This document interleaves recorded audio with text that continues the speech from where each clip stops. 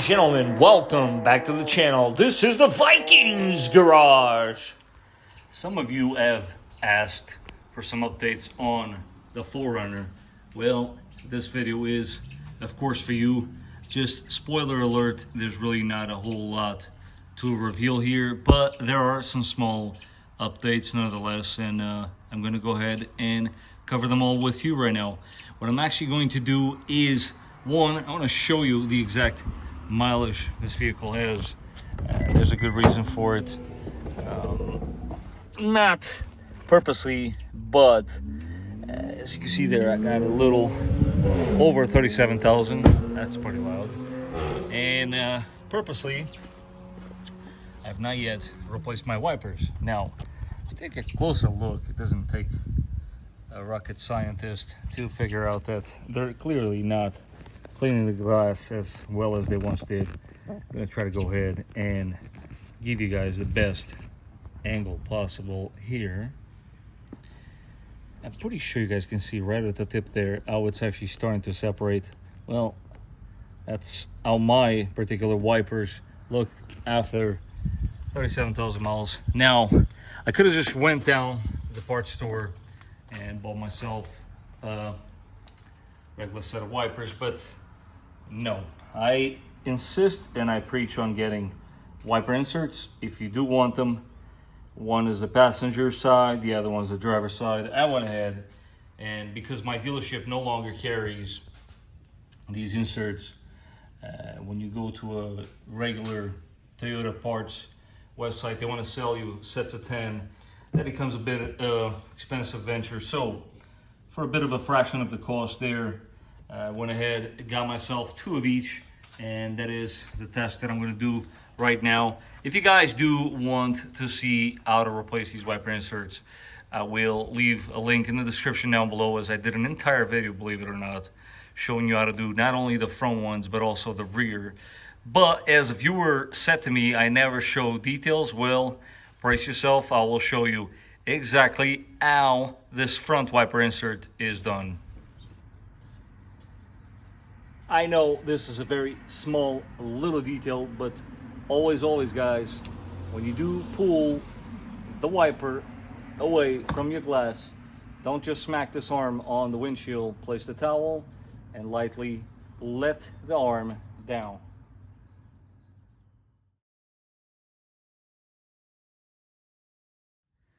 So there you have. I'm going to try to do this as close as I possibly can. First things first, you want to find the side of the wiper that has that little incision there. Let me show you the new one. This is basically the side you're looking for, because you're going to be pulling this wiper that way. So in order to do this, and once you have figured out which side is the one that has the incision, grab yourself a pair of pliers, and what you want to do is you want to grab it as best as you can at the tip and hold the actual frame of the wiper, and with the pair of pliers, pull. That's it. As you can see, slides right off. Once that's done, and again, I'm not entirely sure how well that's going to show on camera. When you look very closely here, this was very much separating at the tip, but in any case, obviously, like so, you want to save the rods, hold them in place, toss away the old one, grab the new one, and basically, again, see how well we can get this on camera, you want to go ahead and feed these rods into these grooves exactly this same way you took them out. Takes a little bit of practice, but it's actually not that bad to do. Like so. And basically, as you can see with my fingers there, you kind of like run the whole thing across, and there you have it. You now have a frame behind your insert. Once that is done, again, you want to find this spot. So this will be the last one to be inserted, and you want to start with the opposite side. You grab the wiper, hopefully that shows well on camera, and you feed it right in to those grooves, like so, and continue along the rest of the wiper.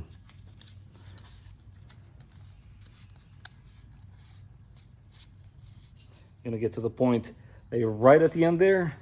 You go at the opposite end where the so-called groove is, and take a wild guess what you're gonna do. You grab the wiper with your fingers and that's it. Done. You have just replaced wiper insert.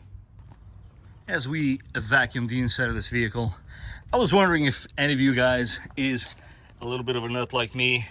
Am I the only one that actually removes this piece to get into all the nooks and crannies and get this as clean as possible? Because I almost wreck it. A lot of dirt tends to gather underneath here, and I think it's super important to get that cleaned up. Also, check this out. How's that for a small little improvement? Before and after.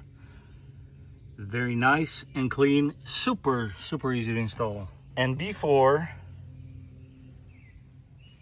and after. Nice clean look. And again, this is so easy to install. Anybody out there can do it.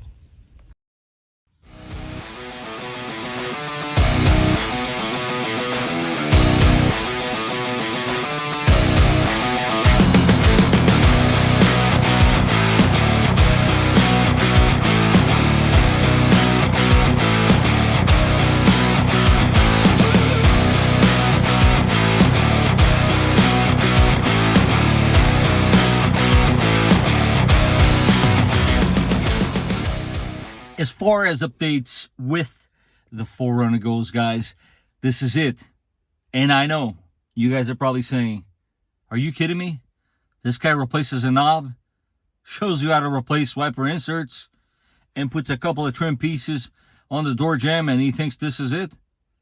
Well, you'd be right, because it's not it. We are taking a vacation trip. It's a bit of a long journey, but it's a fun one nonetheless. If anybody out there that lives within this area hasn't done it yet, check it out, guys. Outer Banks, Corolla Beach. You get to drive your truck in the sand, in the beach, legally, of course. That is the trip that I'm taking. Why am I telling you this? Because I'm going to show you what I do before a trip, the checks I make. And in this particular case, let's face it, I have been a little lazy, didn't do my 30,000 mile service as of yet. So what you're going to see is more or less in a nutshell what you should be doing around 30,000 miles. As you can see here, these are the fluids that I'll be using, the brands, and as you can see, I will this time around be using transfer case fluid. And there's the pump that you can get at your local Harbor Freight. Is super inexpensive. There's the part number for you, and you too can do this at home. Yes, we'll be using the Toyota stuff this time around, but I do want to show you that you do have other options out there. So get cracking. You can accomplish this no problem. It goes without saying that the condition of your tires is super important. It doesn't take much. Guys, do a visual inspection, confirm there's no punctures, no nails, no screws. Adjust the tire pressure accordingly. I personally like to bump it up just a tiny bit to get better gas mileage. Always a little bit of anti-seize, guys, goes a long way, as these are known for getting stuck. And let's take a look. Let's take a look at my oil. This oil is 6 months old, although it only has 4,000 miles. But as you can see, to me, that's definitely 6 months too many. So trip, no trip, we went ahead and we're gonna change this. As you can see, it is pretty dark for 4,000. So I'm not really entirely sure how people even go 10,000 in between oil changes, but then again, what do I know? As with every car, guys, nothing crazy to know here other than do your inspections. You know, I did already check my brakes. They're down to 5 millimeters. I'll probably end up doing them with the next oil change. That's definitely what you want to do. You want to just do an overall check. If something doesn't look right, chances are it probably isn't, and this is the time to address it, of course. Loving it. Every time I look underneath here, how well of a job they did with this undercoating. We're gonna go ahead and tackle, of course, the rear diff here. The transfer case fluid that you guys were really upset that I put gear oil, but hopefully I redeemed myself. And we're gonna go ahead with the front diff as well. This one is always hidden, but it's there nonetheless. But let's go ahead and get cracking and finish this up.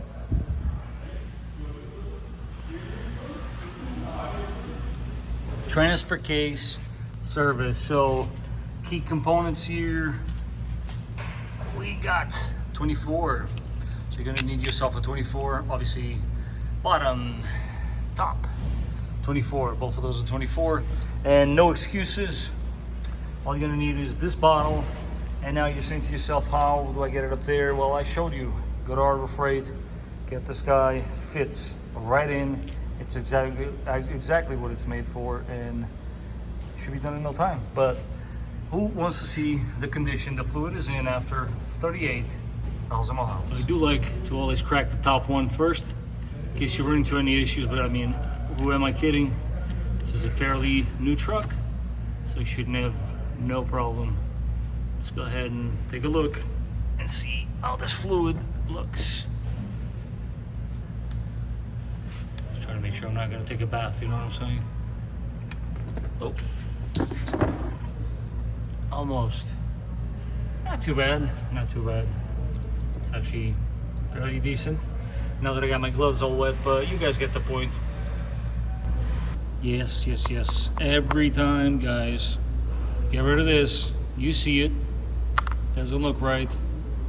Put a new one in. Takes like no time.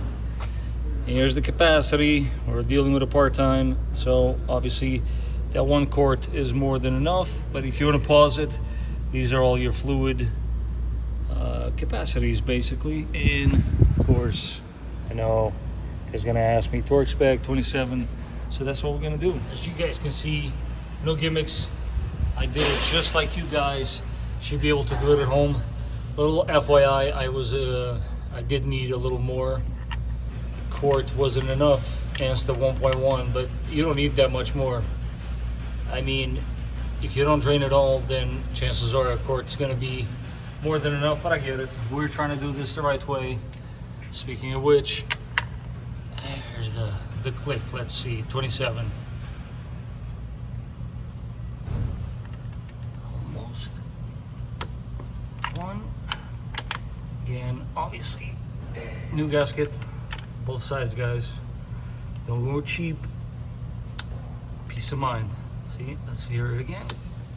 That's done. Done. That's it. I always, just a habit of mine, clean up the area and you're good to go. You won't think later on that you possibly have a leak. Let's take a look. Rear diff here, already got the top one out.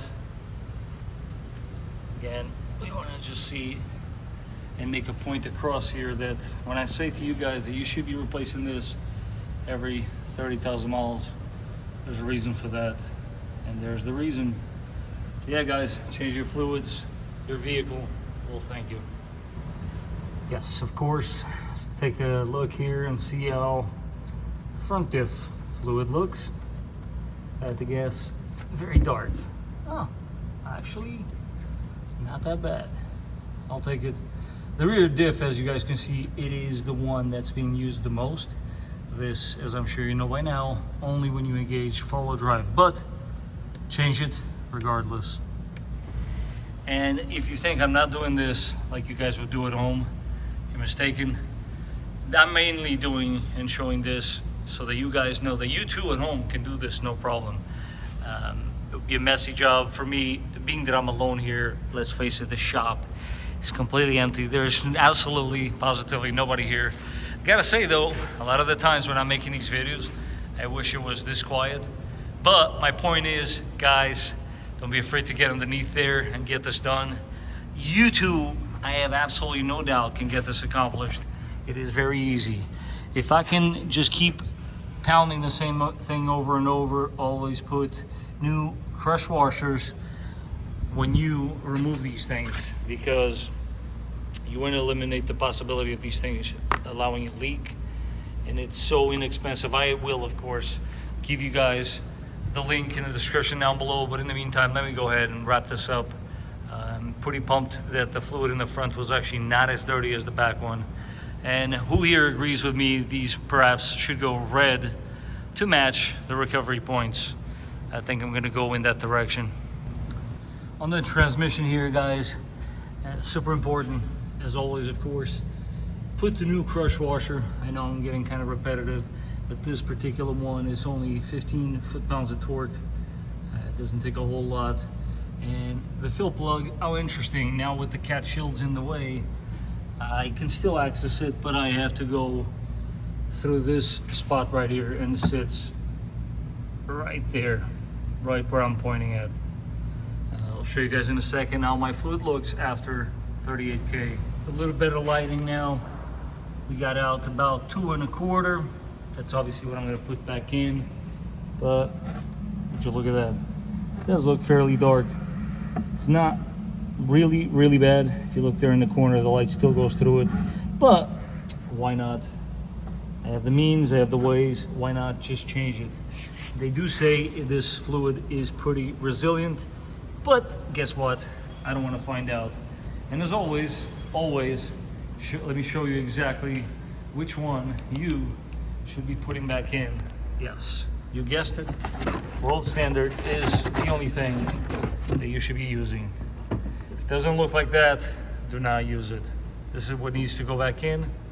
So let's go ahead and do it. And before I go ahead and wrap things up and drop it down, I always like to do one final check. That's just the way I do things. Brakes, I did inspect them before, guys. They're just about 5mm thickness on these pads.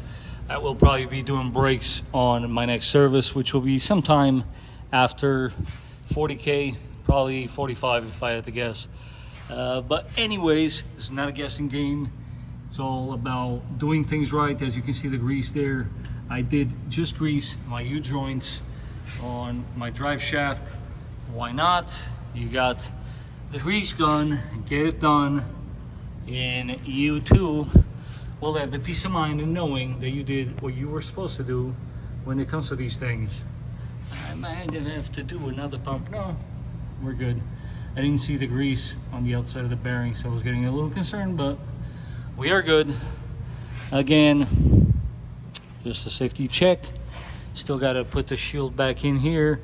And yes, let me show you guys a little something that happened earlier, just so you guys can see that sometimes things just don't go as planned. Perfect example right here. I'll eventually have to replace them all, because let's face it, this is probably gonna happen again. The Allen side of things became round, so a little punch and hammer action. We got it done at the end of the day. We just don't want this rattling, but that is going to be all. I am done with the maintenance for right now, and she is ready for the trip ahead. Do share in the comment section down below which oil do you prefer and why. I personally went with Penzoil Platinum, and I'm going to tell you right now why. Because of the Motor Oil Geek. It's a YouTube channel that you definitely have to check out. This gentleman is an expert in the subject, and I was sold after watching his video. So I said to myself, why not? Let's give it a shot. As far as the oil filter, personally, guys, I would have much rather used the OEM oil filter, but the K&N one is the oil filter I had laying around. Again, if you can, always stick to the OEM oil filter. I believe that is the best oil filter around. So after all that, boy, did you see the condition of that rear diff fluid? You might want to rewind. That is really dark. I'm very glad I got it done, and you should too. Got home and you would think, all right, that was quite a lot of work for one day. Now mind you, you don't see me replacing the filters because I replace them every May, end of May, beginning of June. When the pollen season is over, I just replace both engine and cabin air filters. But I get home and I say to myself, well, why don't I try to get the very best gas mileage possible out of this thing and try to beat the MPG that I got on the last time I went down there. So do stay tuned, because because that is exactly what we are going to try to do. But to do that, here's a super important tip that you at home should be doing as well. I'm not entirely sure if you guys have been following my FJ Cruiser videos. I definitely give some really good tips in there, and this particular product is no exception for our 4Runner. Although it has a little less than 40,000 miles, chances are the mass airflow is going to be a little dirty, and of course the throttle body as well. So why don't we give it a go and see how they look. As far as this mass airflow, guys, it's only being held by two tiny little screws. If there's any piece of advice I can give you, get yourself a long screwdriver and you can totally work this out without having to remove anything else other than the actual mass airflow. The key here is, and the important bit, is that you don't lose those tiny screws, as they are super small. But if you have one hand in the screw while turning your screwdriver, voila, off it comes. And here we go, right on the fly. I'm gonna check it right here with you guys. It's actually not very dirty, but I'll show you how you can check this. So this is the opposite side of where the air enters, and if you look at the shiny piece, you'll see that this side is not as shiny. Let me try that one more time. Flip it around. I'm not entirely sure how easy it is to see the difference there versus there. So what you want to do is show you right now. So the kit comes, it's pretty straightforward. Red can is for the throttle body, and this one, can't get it wrong, gray, mass airflow. And this is the way you guys are gonna do this. Super simple. You basically hit it right in that area. That's it. Nothing else to it. Let it air dry, just like so. And you're good to go. Again, keep in mind, mine is not as dirty as you would usually find, but I guarantee you, if you go to check this with high mileage, chances are it needs some cleaning. Now let's go ahead, put it back and clean this throttle body. When it comes to the throttle body, guys, I cannot stress this enough. Always do spray it on the rag first, and then grab that portion of the rag and, you know, gently get inside that throttle body and clean it up. Yes, you can totally take all 10 mil, all 4 of them, screws out and clean it. But if you do this as often as I do, sometimes this is good enough.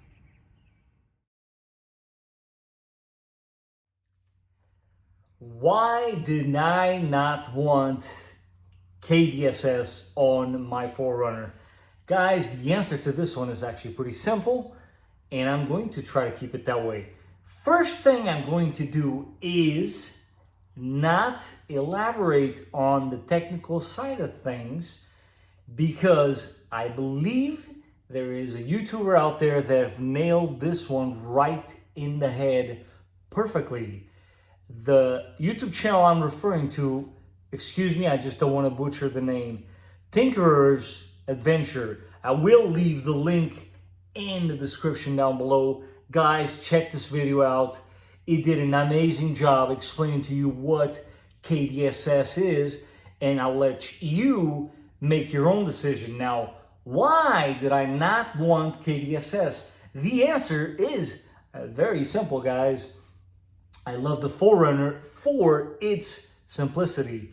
And to me, you don't have to agree with me, KDSS upsets that equation. KDSS adds a system that is not necessarily as simple as a simple sway bar system. And there you have it. I did not want any more complication other than what I like and what I'm used to. For me, and again, I don't want to go too much into details, the variation from KDSS to non-KDSS was not to the point that would make me want to get KDSS. And again, I like the simplicity of the regular system, so I'd like to stick to it. And there you have it. That is the reason why I did not want KDSS. How often should you change your oil? How often do you change your oil? Well, guys, I've been doing this for, I've lost track, I want to say 26 years now. And initially, I would change my oil every 3,000 miles, but let's face it, oil has advanced so much nowadays that you can safely go 5,000 miles. 5,000 miles is what I do, and I do want to share with you guys, as a matter of fact, in case you missed it earlier in the video, the actual oil that I'm actually pretty crazy about. And I'll tell you guys in a second why. Again, throwing another YouTuber out there. There's a guy out there putting the science behind his statements, and I love that. He shows you, breaks it down, and shows you why each oil is better or not better. He did a whole video on this oil, and I think 5,000 miles, it's the sweet spot, and this gentleman agrees as well. I believe he's the oil guy, the car oil guy, something like that. I apologize if I'm not getting it right. I have watched a lot of his videos, and I definitely enjoy what he's putting out there, because at the end of the day, we all want to know what's right from wrong, and he clarifies all of that, and he shows you how good this oil is. For whatever price it is, I think it's totally worth it. But once again, 5,000 miles. Do not, I repeat, do not change your oil every 10,000 miles. I know that the manufacturer is telling you to, but believe me, do not do that. I'll throw this one here as an oddball. So I've had many instances in which people keep asking me, hey man, what's this accent from, where you're from? They're just curious, obviously, because let's face it, as much as is slowly disappearing, I do have an accent. And the answer is actually sitting right above my finger. If you follow right up there, that's a Portuguese flag. Guys, I'm Portuguese. I was born in Portugal, Lisbon, to be more precise. And I did move to the US when I was 17. So I did live a big portion of my life in Portugal. I speak fluent Portuguese, Spanish, and English. I guess it's questionable. So there you have it. I am Portuguese. Guys, I made a video, part of my maintenance series, in which I changed the transfer case fluid with gear oil. And I do it on front diff and the rear diff. And I caught all sorts of flack in the comment section. Rightfully so. The point and exercise with that move was just to show you that if you are in a pickle, you can put gear oil in there, and you can take my word for it. With Toyota alone, I've been doing this for 13 years. I'm still yet to see a transfer case come in with any issue whatsoever due to the fact that we put gear oil in there. At the end of the day, I was showing you more or less what you should expect when you do take your car to the dealership. But with that in mind, and to answer the question, can you only put transfer case fluid, which is this bottle right here? And I'm going to tell you why I was trying to help you guys out on that one. Gear oil versus this is way more expensive. This bottle right here is $70. You can get gear oil for about half the price of that. Can you put gear oil in there? Yes. Do I have the scientific proof that it will not cause any damage to the transfer case? No, I don't have that scientific proof. What I do have is the experience over the years that nothing happens. To my knowledge, I'm still yet to see a transfer case that has exploded because I put gear oil in it. So there you have it. It's up to you. If you really feel like you should put this one, by all means. There is a reason, after all, why they created this, because it does have different additives. The gear oil will be just fine. Is the engine in the FJ Cruiser the same as the 4Runner? Yes and no. It all depends on the year of the 4Runner. because from 2010 to 2014, the engine in the FJ Cruiser was upgraded just like it was upgraded in the 4Runner. In many ways, guys, if you haven't noticed, the reason why I'm doing all this maintenance in the FJ Cruiser and sharing it with you guys is because it is exactly the same. The engine on my particular FJ Cruiser is the older style, but that is the engine that you will find on some of the older 5th gen 4Runners. So there you have it. They use the same exact engine, and yes, the stuff I'm showing you guys is also applicable, that Portuguese thought process versus English messing me up, but it is applicable with your 4Runner. So I hope I am putting out some really good content for you guys, and it is useful in maintaining your rig, because after all, there is what I'm aiming with my videos, and I certainly hope I've been helping you guys. And you guys can help me too by smashing that like button. If you enjoyed this video, do not forget to subscribe. And until the next time, guys, I hope you enjoyed this episode, and I will catch you guys on the next. Ooh, just a quick sneak peek for the next episode. Who knows what that is? What if I told you this could cost you thousands of dollars in repairs?